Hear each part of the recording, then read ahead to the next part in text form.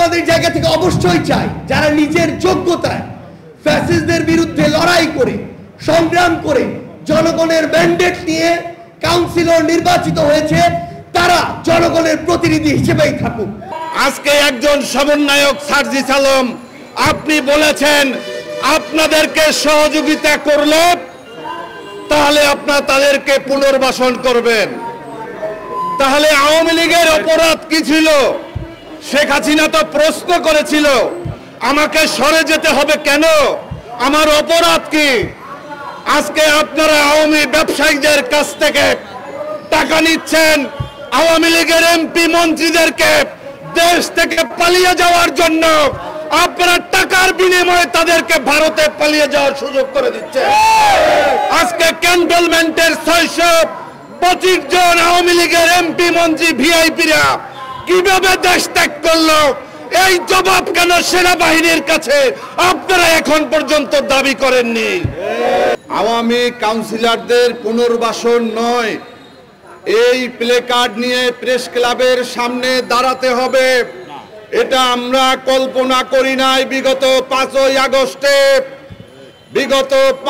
আগস্টে যেই সমস্ত ছাত্র জনতা জীবন দিয়েছে, নিজেদেরকে উৎসর্গ করেছে, আজকে এই অবস্থা দৃষ্টে মনে হচ্ছে এই অন্তর্বর্তীকালীন সরকারের উপদেষ্টারা এবং এই সমন্বয়করা বেঈমানির দিকে চলে যাচ্ছে।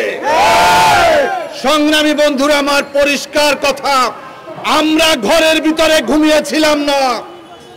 আজকে শুধুমাত্র এই সমন্বয়করাই আন্দোলন করে নেই, এই আন্দোলনে আমাদের অবদান রয়েছে। আমরা সশরীরে সপরিবার নিয়ে রাজপথে ছিলাম।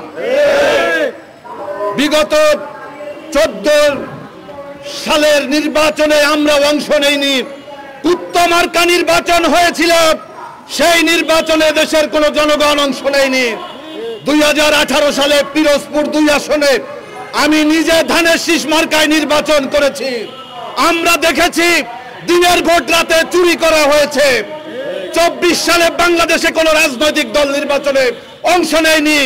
এই বিগত নির্বাচনগুলোতে যারা সিটি কর্পোরেশন, যারা ইউনিয়ন পরিষদ, যারা উপজেলা পরিষদ, যারা জাতীয় সংসদে নির্বাচিত হয়েছে তারা হচ্ছে আওয়ামী লীগ, যুবলীগ, ছাত্রলীগ, স্বেচ্ছাসেবক লীগের নেতাকর্মীরা। আজকে তাদেরকে পুনর্বাসনের জন্য আজকে একজন সমন্বয়ক সার্জিস আলম আপনি বলেছেন আপনাদেরকে সহযোগিতা করলে তাহলে আপনারা তাদেরকে পুনর্বাসন করবেন।